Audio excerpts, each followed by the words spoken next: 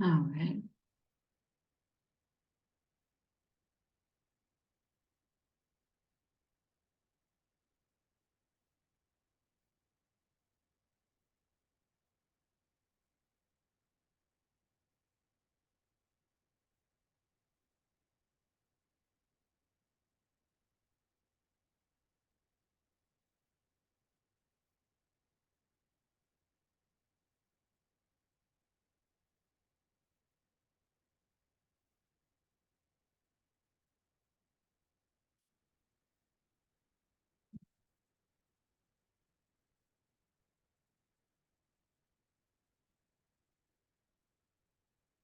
Este es un hit de Quevedo, es muy conocido, por ahí ya lo conocían. Es completamente opuesto, Ah, marca mucho los opuestos. sí, sí, sí, tiene todo un juego con... Ahí se están metiendo, Andy Sí. Teach. Ahora solamente lo va a explicar el compañero.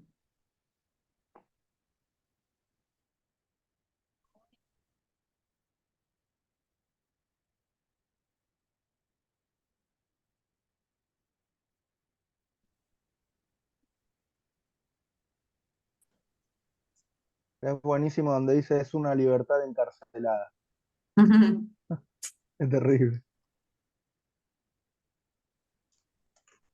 Bien, Bien. eh, bien, lo leo, profe. Ah, ya lo había leído, ¿no? ¿O Sí, ya lo no? habías leído. Ah, perdón, No, bien, tranqui. lo tenía que analizar. Bien, en el primer verso encontramos lo que es la antítesis, vamos de vuelta, la palabra hielo en contraposición con la palabra fuego, pero no solo eso, sino que en todo el primer cuarteto encontramos lo que es la repetición, ¿no? La figura retórica de la anáfora. Con esta yuxtaposición, perdón, el verbo copulativo es, ¿no? Para remarcar esa intensidad. Es hielo abrasador, es fuego helado, es herida, para que se intensifique lo que es la definición del amor entre estas dualidades, ¿no? Es todo esto que lo refuerza con esta intensidad del verbo ser, ¿no? Después también va a aparecer un oxímoron en el segundo cuarteto, ¿no? Precisamente en el tercer verso, dice, un andar solitario entre la gente. Bueno, el oxímoron es una figura retórica, también entre dos palabras opuestas, pero que dan un nuevo sentido, ¿no? Conformándose en una unidad. En este caso se refiere al amor, un andar solitario. Es eso, ambas cosas, pero bueno, en una sola unidad. Después dice, es una libertad encarcelada, lo mismo, vuelve ese oxímoron, ¿no? Esa significación del amor desde esas dos posibilidades, ¿no? Y en el último terceto dice, este es el niño amor, este es su abismo, mirad cuál amistad tendrá con nada en que todo es contrario a sí mismo. Ahí define que el amor es todo eso que lo anteriormente mencionado, y siempre va a ser el dolor acompañado de lo positivo, ¿no? Que no necesariamente puede ser un desencanto, pero cuando dice el niño amor, no sé si se está refiriendo a Cupido. Esta es una, una visión mía, una perspectiva. Dice el niño amor, ¿no? El que está relacionado en unir a dos personas, ¿no? Podría ser este yo lírico de una persona que evalúa el amor a través de una experiencia. Bueno, no está, digamos, no veo un yo lírico hacia una mujer, sino que la experiencia de lo que es el amor puede ser, el yo lírico puede ser un hombre como una mujer, ¿no? Pero desde su experiencia.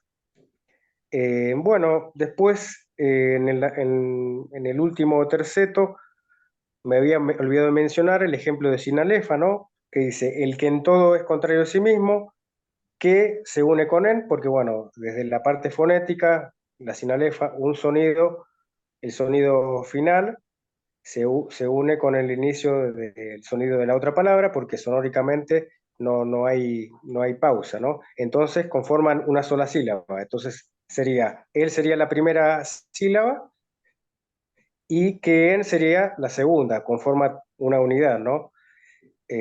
Bueno, después, bueno, más que nada ese detalle. Bueno, ahí concluiría. Bien. Em, un par de cositas. Espera, empecemos con esto. Ustedes también, todo lo que hayan pensado o visto, aporten, ¿eh? Acá me parece interesante, o sea, pensar lo siguiente. Perdón. El pasaje, o sea, ya tenemos en el título nos señala como dos cuestiones, o un pasaje, o sea, hay dos sustantivos, tenemos amor y muerte, ¿no? En el título. Entonces, vamos, como bien dijo el compañero, el poema va a estar oscilando entre estas dos cuestiones. Lo que me parece interesante es, acá cuando el compañero mencionó al comienzo el hipérbaton, en realidad la forma de resolver el hipérbaton sería: la postrera sombra que me llevare el blanco día podrá cerrar mis ojos. Lo que está diciendo es que la muerte, ¿cuál es? La postrera sombra que me llevará el blanco día, sí, es la que va a poder cerrar sus ojos.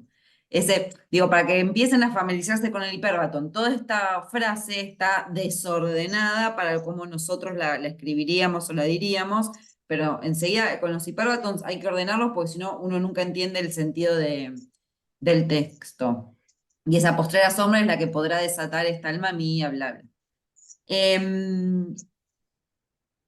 Entonces, la idea esta que decía el compañero de la llama y el agua fría, tenemos que además darnos cuenta, desde lo formal, que esto es muy importante, que miren con quién rima fría, con ardía, su opuesto. Ardía. O sea, esto no es por casualidad, el tipo lo hizo a propósito, notémoslo porque es una gloria total haber logrado eso, ¿no?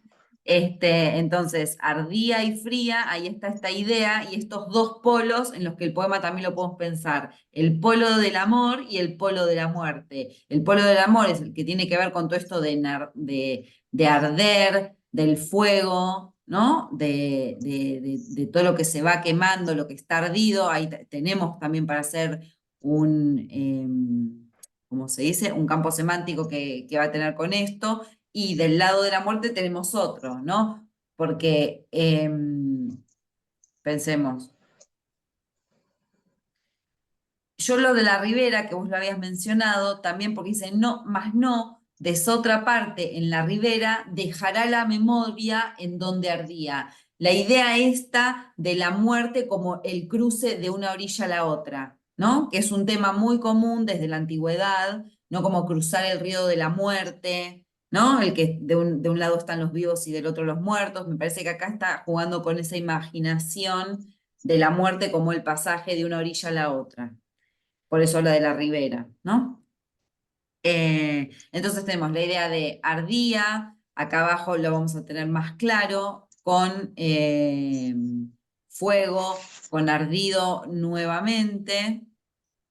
Y vamos a ver que los dos últimos tercetos siguen esta idea, porque el primer terceto está dedicado al amor y tiene todas estas palabras que tienen que ver con el calor, con arder y bla, bla, bla, y el otro está dedicado a la muerte, donde en realidad lo que prima son ceniza, polvo y polvo, ¿no? La idea de cuerpo, ceniza, polvo y polvo. Entonces, en el terceto anterior tenemos fuego, ardido, y la idea está como de gloriosamente, ¿no? Y miren esto que me acabo de dar cuenta, qué hermosura. Esta gente que sabía escribir. Miren, primer terceto habla de alma y el segundo de qué habla, del cuerpo. El cuerpo. Entonces, localizamos el amor, lo llevamos como el alma es el lugar donde se va a imprimir el amor, o es donde el amor en realidad existe, Y por el otro lado tenemos la idea de muerte que está totalmente afianzada con la idea de cuerpo, porque lo que fallece, lo que deja de existir es ese cuerpo que se va a convertir en cenizas y en polvo. ¿No? ¿No es espectacular? Sí, está espectacular. Espectacular. Em, Nada, eso, como parecía algo brevecito, ¿no? Como la idea de pensar, bueno, tenemos este título, miramos, por eso yo te había preguntado por el título, Antonio, porque los títulos muchas veces nos tiran como, vaya usted, es una instrucción, como lea por acá o te tiro una cosa de lectura. Entonces acá tenemos, el título está compuesto por dos sustantivos, entonces el poema va a estar organizado en esos dos sustantivos que configuran como dos esferas distintas, ¿no? La del amor y de la muerte y cómo se va a ir organizando a nivel del campo semántico, a nivel de este ardía fría que ya vimos antes, cómo los dos últimos, cómo los tercetos van a estar uno dedicado a lo que es el amor que reside en el alma y el otro a la muerte que se aloja en el cuerpo, ¿no? Como que bueno, ya con eso, con esas tres ideas uno puede hacer una lectura perfecta, más todo lo que dijo el compañero, obviamente que nos informó mucho. En el caso de esta definición del amor, yo tengo una discrepancia con Lucas, pero por ahí la podemos pensar. Yo siempre entiendo que hielo abrasador es un oxímoron y no una, ¿cómo pusiste vos? Yo creo que puse una antítesis, me Una parece que me confundí, ¿eh?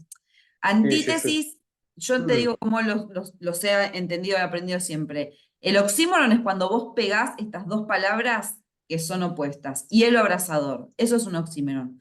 La antítesis es quizás como de una idea más desarrollada, pero no de dos términos que van unidos juntos generando como esa chispa de fricción contraria, ¿sí? Entonces, lo que yo diría es que lo que empieza es una enumeración de oxímoron, ¿no? Hay uno atrás del otro, y el abrasador, fuego helado, herida que duele, soñado bien, claro. mal presente. em, En cambio, es un descuido que nos da cuidado, yo ahí lo veo más como una antítesis, ¿se entiende? Porque hay como toda una explicación de eso, no son solamente la unión de dos términos. Ahora, perdón, profe, que herida que duele no sería un oxímoron. Sí, porque ahí que duele funciona como adjetivo. No, perdón, herida que duele, no, tenés razón, herida que duele y no se siente. Sí, sí, Ah, sí, tenés razón, tenés razón. ah. Entonces, bueno, tenemos eso muy bien y muy interesante, y eso quiero también señalárselos a todos, como él enseguida tomó, digo, acá tenemos la repetición del es, ¿no? Que él ya dijo que eso era una anáfora. Pero esa repetición del es justamente como el verbo más importante que existe en nuestra lengua y básicamente en casi todas. ¿No? Porque es el verbo del existir, del ser, ¿no? Em, y la idea de que es un verbo, como bien dijo Lucas, copulativo, es decir, que necesita un predicativo subjetivo obligatorio para dar su significado, porque en realidad todo esto sería, bueno, amor, que sería el sujeto. Amor es esto, amor es lo otro, amor es lo otro. Entonces está jugando con esa estructura gramatical que tiene la lengua nuestra, ¿no? Que es como vos tenés un sujeto más el verbo copulativo más un predicativo subjetivo obligatorio para que la oración tenga sentido y sea gramatical. Eh, y es muy bueno que la definición acá se logra, porque el texto se llama definición del amor, ¿no? Como si fuera una definición del diccionario. Y es todo lo contrario a una definición del diccionario. Es una definición que se forma, o sea, las definiciones lo que intentan es ser precisas y claras, ¿no? Y acá tenemos todo lo contrario a una definición precisa y clara de un diccionario, y lo que tenemos es una enumeración de un montón de cuestiones que son antítesis, que hay oxímoron, y esta reiteración de es esto y es esto y es esto. Bueno, pero en realidad, ¿qué es? Porque si vos decís que es 25 cosas, tampoco me queda claro, ¿no? Como hay acá una suerte de, me sale la palabra que es con P,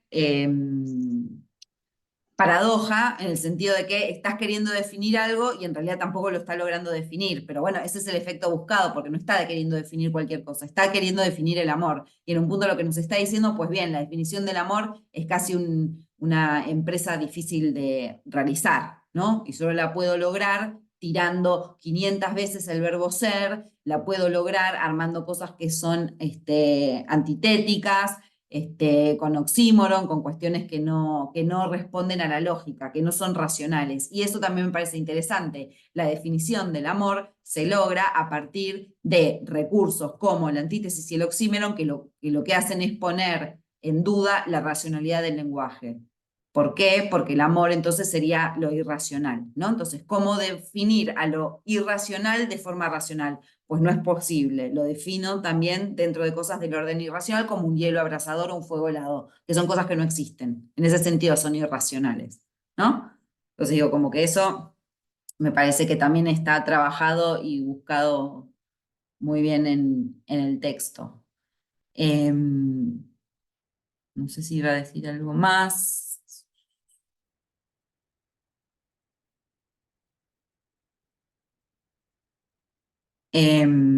Ahí tendríamos, claro, enfermedad que crece si es curada, ¿no? Otra idea que no es racional, que va con lo contrario a eso. Pero bueno, creo que ahí estamos. ¿Algo más que ustedes quieran agregar, decir, señalar, preguntar, objetar, decir no, con esto no estoy de acuerdo? Dijiste, ¿no? Bien. Yo entonces quisiera, como para ir haciendo un primer cierre y para ir pensando en lo que nos va a tocar a continuación, que son, lo próximo que nos toca es el Lazarillo de Tormes, y después vamos a tener que leer Cervantes, o sea, estamos a full con el Siglo de Oro.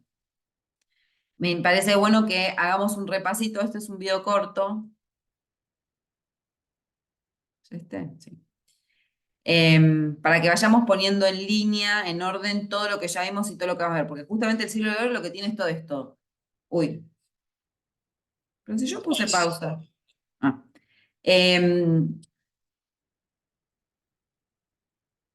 Porque es mucho y porque hay un montón de cosas y porque el Siglo de Oro comprende, como bien dijeron ustedes, el Renacimiento y el Barroco, que tal vez son cosas diferentes, porque en poesía ya teníamos un montón de diferencias, porque después vamos a leer teatros, porque después vamos a leer narrativa, porque ahora vamos a leer narrativa con el Lazarillo de Tormes, que entra dentro de la picaresca, que un poquito Lucas habló cuando habló de Quevedo con el Buscón, ¿no?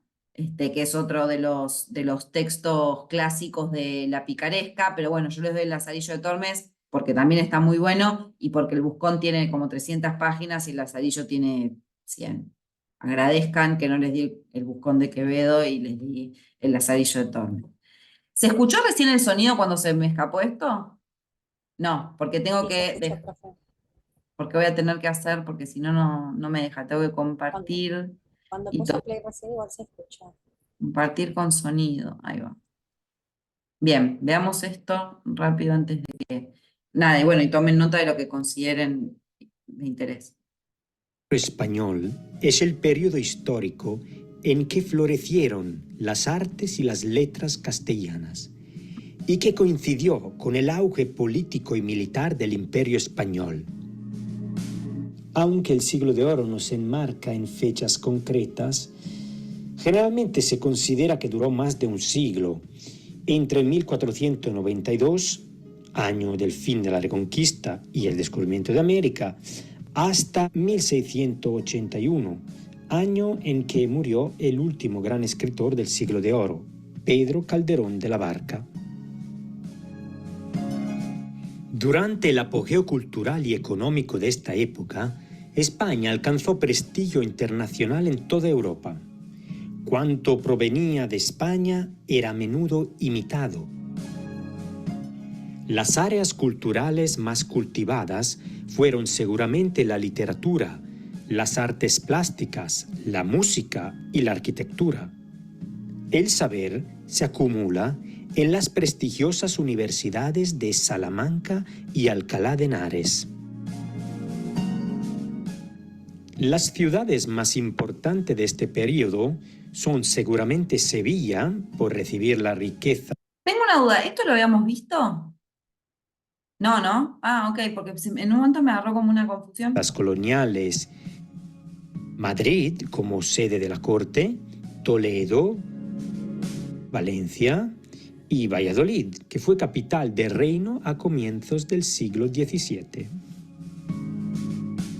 El siglo de oro abarca dos periodos estéticos que corresponden al Renacimiento del siglo XVI, donde reinaron los reyes católicos Carlos I y Felipe II, y al Barroco del siglo XVII, en el que reinó Felipe III, Felipe IV y Carlos II. Varios hechos favorecieron en toda Europa el florecimiento de la novela y el declive de los cantares de gesta. La difusión de la imprenta, el crecimiento de las ciudades y de la burguesía. En España, durante la primera mitad del siglo XVI, tuvieron gran popularidad los libros de caballerías, obras nuevas cuyo género mantuvo algunos ideales medievales como el espíritu de aventura, la figura del caballero y los ideales de honra y honor.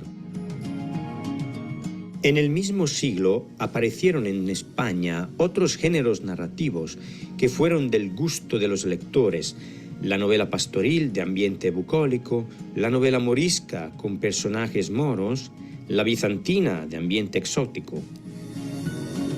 Sin embargo, la más característica del Renacimiento español fue la novela picaresca. La obra que creó este género picaresco fue La vida del Lazarillo de Tormes, de 1544, de autor anónimo. La siguió Guzmán de Alfrache, de Mateo Alemán, al final del 1500. El auge de la picaresca se mantuvo hasta bien entrado el siglo XVII, como demuestra el éxito de El Buscón, de Francisco de Quevedo. Dejaré en los comentarios un link a un vídeo de la novela picaresca con su máxima expresión del Lazarillo de Tormes.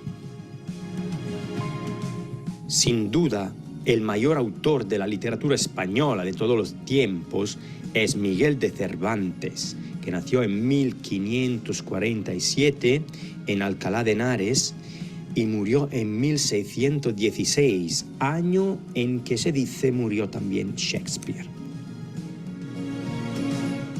Cervantes cultivó varios géneros en prosa: la novela pastoril, la novela picaresca, la novela bizantina.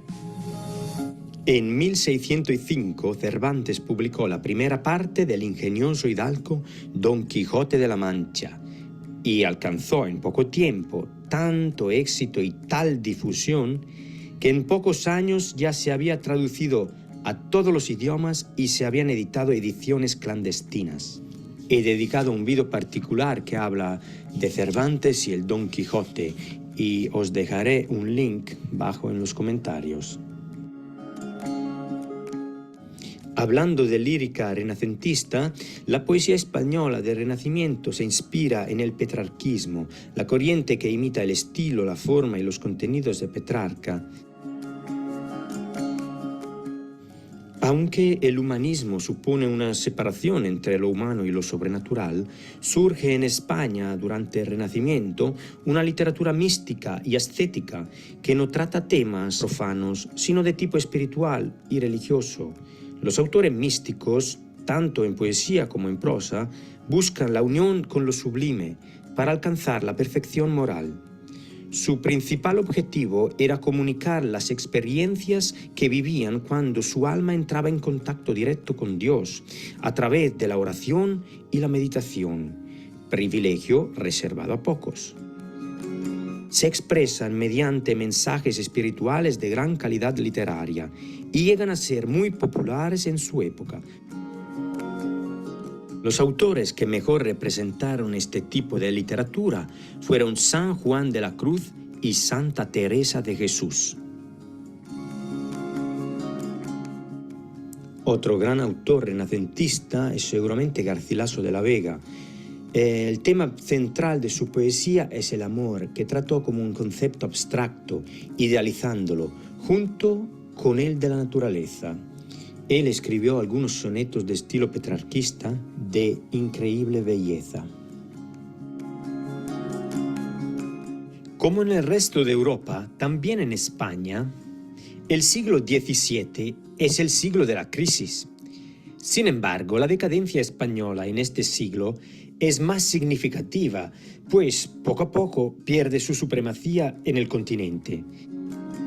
La crisis se produce a la vez en muchos frentes: la economía, la demografía, los disturbios interiores, las guerras exteriores, el fin de la dinastía de los Austrias. En 1600 la situación económica de España es muy grave.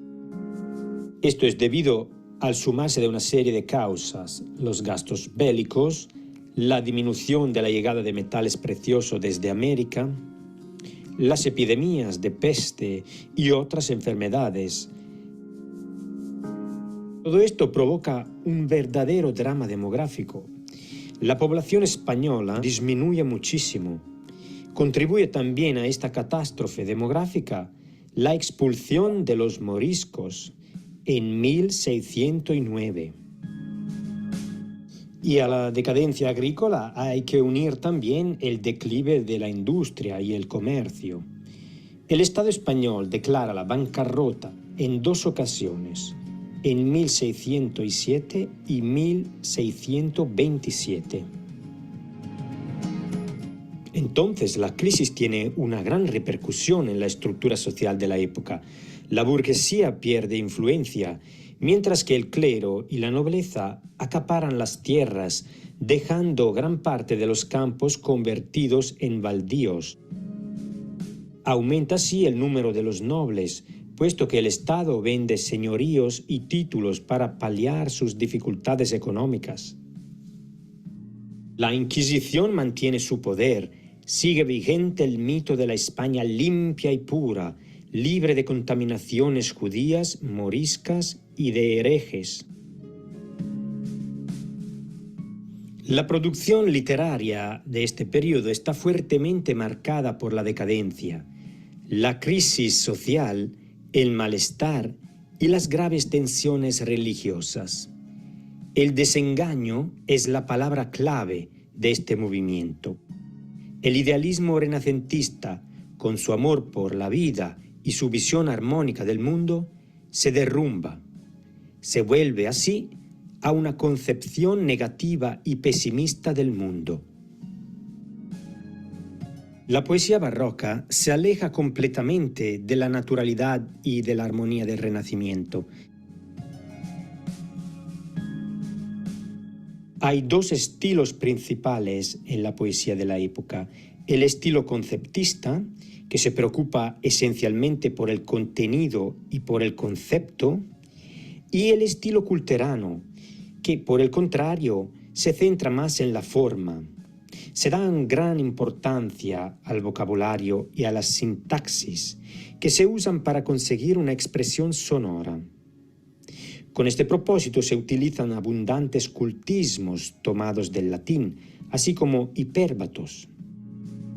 Es sin duda un arte para minorías. Los poetas culteranos se interesan por la belleza de la imagen. El máximo representante de este estilo es Luis de Góngora. El máximo representante del conceptismo es Francisco de Quevedo. El conceptismo apela a la imaginación, no a los sentidos. No se alude directamente al objeto poético. Este se presenta por medio de una relación con otros objetos. Dichas conexiones dan muestra de gran ingenio del poeta. Se aprecia una incesante búsqueda de lo nuevo y extraordinario para excitar la inteligencia y provocar la admiración de los lectores. Se hace un abundante uso de recursos retóricos, entre los que cabe destacar las comparaciones, las alegorías, los enigmas, las antítesis y las metáforas. Los principales temas tratados por los poetas barrocos son seguramente el amor, la naturaleza, la mitología, la muerte y el paso del tiempo. Como en la Edad Media, la vida se vive como un camino que conduce a la muerte. Se insiste en la idea de la caducidad de las cosas, Para ello se sirven de símbolos como relojes, flores, calaveras. Podemos apreciar en este periodo sátiras contra el lujo, el dinero, la ambición y el poder. Madre, yo al loro me humillo, eres mi amante y mi amado, pues de puro enamorado, de continuo anda amarillo, que pues doblo no sencillo, hace todo cuanto quiero. Poderoso caballero, es don, din, don, es don dinero. Nace en las Indias honrado, donde el mundo le acompaña, viene a morir en España y es en Génova enterrado. Como hemos dicho antes, seguramente es el desengaño el eje central de la poesía del barroco. Se hacen reflexiones sobre lo engañoso e inestable de la experiencia sensorial y de las cosas terrenales. Y acabamos este vídeo sobre el siglo de oro con el teatro del barroco, con dos de los más grandes dramaturgos del mundo, Lope de Vega y Calderón de la Barca. Lope de Vega fue un escritor extraordinariamente dotado. Vivió una vida agitada de pasiones intensas y contradictorias, reflejo de una personalidad vehemente y compleja. Lope manifestó muy pronto la extraordinaria dote que lo haría conocer como el Fénix de los ingenios. A los 5 años leía latín y componía versos, y a los 10 años escribía comedias. Poseedor de una fama casi mítica, tuvo un entierro solemne, seguido por una multitud de madrileños que lo reconocían como su poeta. Por Madrid circulaba un credo que comenzaba así: creo en Lope de Vega, poeta del cielo y de la tierra. Lope fue el gran renovador del teatro español. Fue un autor extraordinariamente prolífico y cultivó todos los géneros de su tiempo. Sin embargo, lo más importante de su producción es el teatro. Lope escribió más de 1500 comedias. Entre sus temas favoritos están la historia y las leyendas de España: Fuenteovejuna, 1612, Peribáñez y el comendador de Ocaña, 1613, El mejor alcalde del rey y El caballero de Olmedo, 1620. Comedias de fantasía son El acero de Madrid, 1608, El villano en su rincón, 1611, La dama boba, 1613, El perro del hortelano y El castigo sin venganza.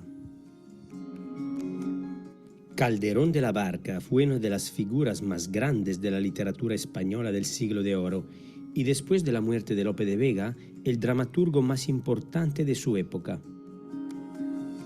Calderón continuó las tendencias del teatro lopesco, pero perfeccionando la fórmula teatral e incorporando temas religiosos, filosóficos y mitológicos.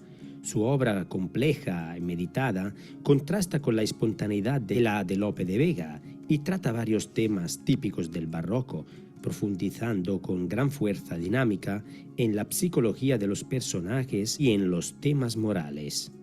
Su teatro representa la culminación barroca del modelo teatral creado por Lope de Vega. Entre las comedias de capa y espada recordamos Amor, honor y poder, 1623, La dama duende, 1626, Casa con dos puertas, mala es de guardar, 1632, No hay burlas con el amor, 1637.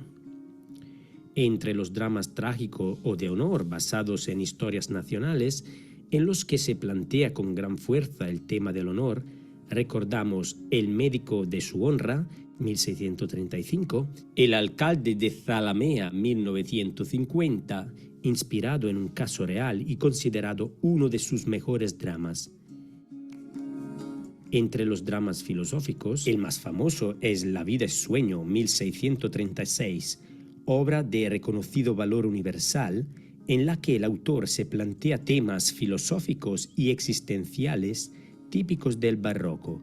Os dejo un link de esta obra en los comentarios. Bien, acá lo que vemos es, nosotros vamos a leer El Lazarillo de Tormes, vamos a leer Fuenteovejuna de Lope de Vega, vamos a leer La vida y sueño de Calderón de la Barca y vamos a leer una novela ejemplar de Cervantes. Es decir, vamos a ser expertos en el siglo de oro español. No, pero tenemos que saber todo eso, porque por algo es el siglo de oro español, por algo siempre es algo que se dicta, a ustedes como profesores lo van a tener que dar en las escuelas. Bueno, si es que en el futuro hay escuelas y hay literatura, pero por ahora suponemos que sí. Así que entonces son importantes y además porque está buenísimo. Digo, los que no hayan leído El Lazarillo y se preparen para leerlo por primera vez, es complejo el lenguaje, es un poco complejo al principio, no se desanimen por eso, no tienen que entender absolutamente todo lo que leen, mientras vayan teniendo idea de lo que está pasando y puedan ir pensando está bien. Fíjense de leer alguna edición que esté anotada, como que abajo tenga llamados y que les expliquen ciertas cosas, tipo qué significaba tal palabra en esa época, o ese refrán a qué hacía alusión y qué sé yo. Y si les sirve antes de empezar a leerlo, googlear El Lazarillo de Tormes para tener una idea con qué se van a enfrentar, háganlo. Porque pare de sufrir, como dicen los, los pastores brasileños. Pare de sufrir, búsquenlo antes y entren ya al texto con algo en la cabeza, porque eso va a ser, cuando hablamos de textos tan antiguos, eso nos ayuda un montón. Yo después, en la clase, vamos a hablar del tema, vamos a analizarlo, vamos a sacarnos cosas, pero digo, no se vuelvan locos por querer entender todo, absolutamente todo lo que dice el texto. Sí que sepan qué está haciendo el personaje, por qué le pasó esto, por qué le pasó lo otro, cómo se cambió, qué enseñanzas aprendió, qué ideas va sacando Lázaro de todo lo que le va pasando, nuestro protagonista, y nada más. Después lo otro, que es como el tema de que a quién le está contando las cosas y qué sé yo, si lo logran entender al final mejor, si no lo vamos a ver acá, pero no desesperen. Es breve, así que métanle pata y nada, y es lo que nos toca a la clase que viene, ¿sí? ¿Dudas, preguntas, comentarios, algo? ¿No? ¿Estamos bien? No, profe. Bueno, genial. Entonces, nos vemos la semana que viene. Quiero agradecer a Lucas y a Antonella por las dos exposiciones. Estuvieron muy bien, así que muchas gracias por el trabajo que se tomaron de compartir todo Gracias. esto con nosotros, ¿sí? Nos vemos la Gracias, semana que profe. viene y con algunos de ustedes mañana. Hasta mañana. Chau, chau. Chau, chau. Chau, Buena chau, semana a profe. todos, chicos. Gracias.